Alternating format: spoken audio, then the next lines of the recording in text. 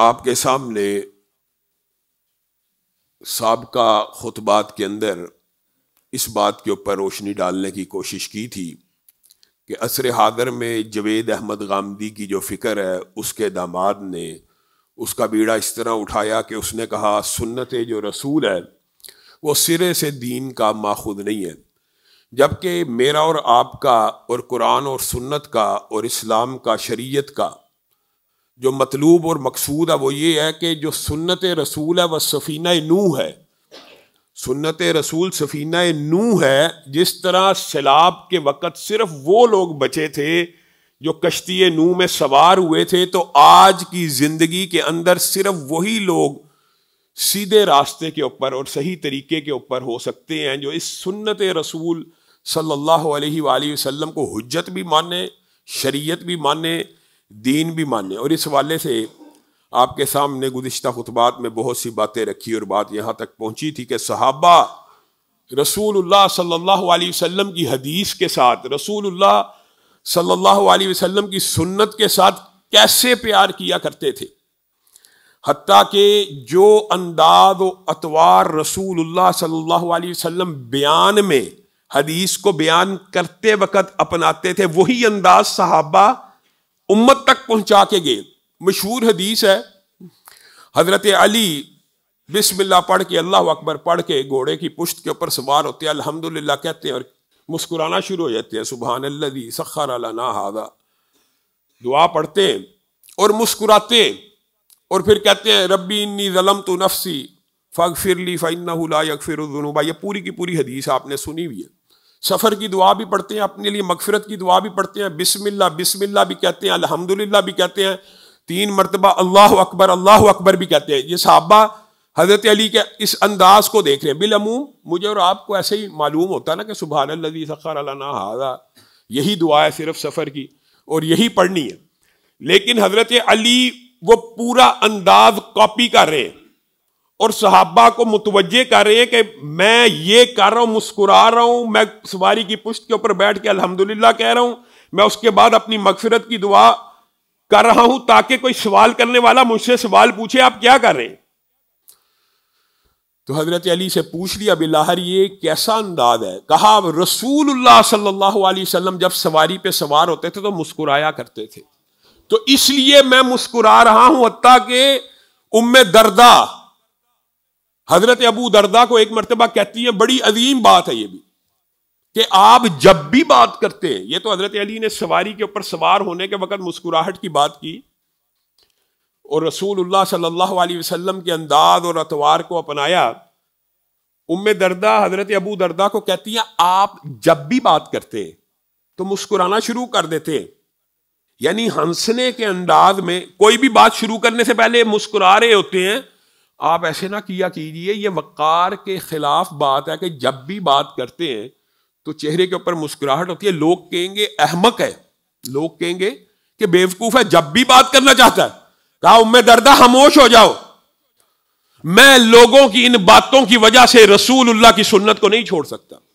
رسول اللہ جب بھی بات کیا کرتے تھے، جب بھی بات کیا کرتے تھے، میں نے مشاہدہ کیا، یہ حضرت ابو دردہ کا مشاہدہ ہے، میں نے مشاہدہ کیا، جب بھی بات کیا کرتے تھے تو آپ مسکرایا کرتے تھے۔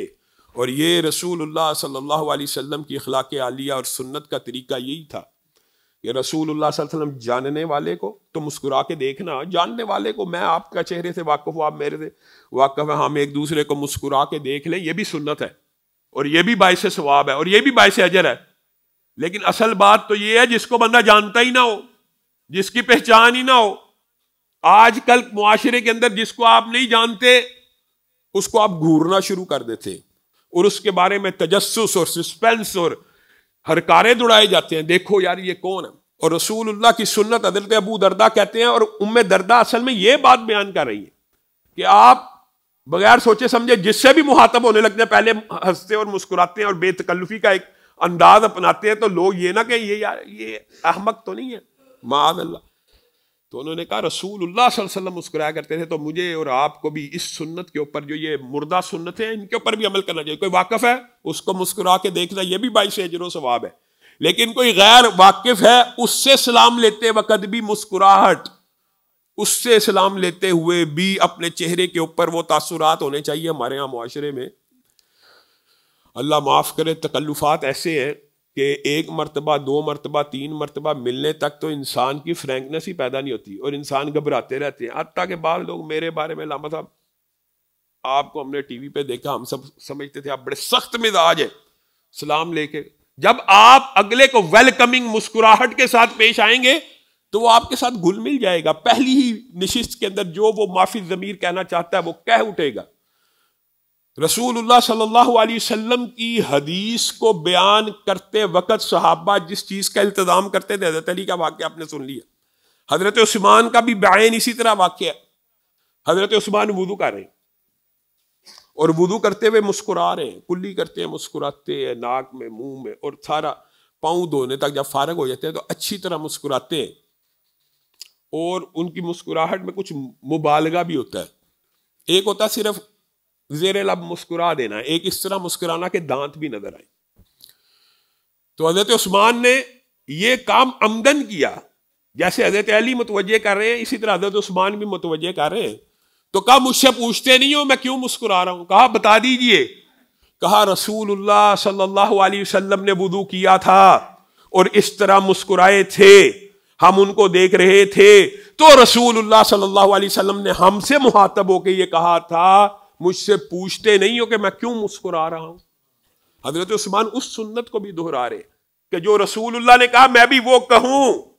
تو پھر ہم نے رسول اللہ صلی اللہ علیہ وسلم سے پوچھ لیا کہ اللہ کے رسول آپ کیوں مسکرا رہے ہیں؟ یہ ہے بلاغ, یہ ہے تبلیغ, یہ ہے انداز, یہ ہے اتوار, یہ ہے صحابہ کا سنت رسول سے پیار. میں نے اور آپ نے وضو کرتے ہوئے کب کسی کو یہ تبلیغ کی ہے؟ کب کی ہے؟ مدتیں بیت گئی ہیں, 40 برس ہو گئے ہیں, کسی کو 30 برس, 20 برس, 70 برس کی عمر ہو گئی ہے. کیا ہم نے ایک بھی وضو ایسا کیا ہے کہ ہم اس میں مبالغے سے مسکرائے ہوں اور ساتھ والا بندہ بالآخر متجسس ہو کے پوچھ ہی لے کیوں مسکرا رہے ہو, یا بندہ خود کسی کو مخاطب کر کے کیوں مسکرا رہا ہوں؟ کیا ایک دفعہ بھی ایسا انداز اپنایا؟ حضرت عثمان نے انداز اپنایا. کہا رسول اللہ صلی اللہ علیہ وسلم نے مسکرائے اور پوچھا کہ مجھ سے پوچھتے نہیں میں کیوں مسکرا رہا ہوں, تو رسول اللہ سے پوچھا تو رسول اللہ نے وہ عظیم حدیث بتلائی. یہ سنت پہ چلنے کا فائدہ, یہ سنت نبوی کو اختیار کرنے کا فائدہ. حدیث کا ابلاغ آگے سے آگے ہوتا جا رہا ہے. رسول اللہ صلی اللہ علیہ وسلم کی وہ جو حدیث آپ کو پتہ ہے سب کو, کہ جب انسان وضو کرتا ہے تو اس کے گناہ جڑ جاتے ہیں. ہاتھ دھوتا ہے ہاتھ کے گناہ معاف, کلی کرتا ہے منہ کے, ہونٹ کے, زبان کے ہر گناہ معاف, چہرہ دھوتا ہے آنکھ کے, چہرے کے, کانوں کے سارے گناہ معاف, یہاں تک کہ پاؤں دھوتا ہے تو سر سے لے کے پاؤں کے ناخن تک انسان کے جتنے گناہ ہوتے ہیں سب معاف ہو جاتے ہیں. رسول اللہ صلی اللہ علیہ وسلم مسکرا اس لیے رہے ہیں تمہارا رب اتنا رحمان ہے, اتنا رحیم ہے کہ ایک اس وضو سے سارے گناہوں کو معاف کر دیتا ہے.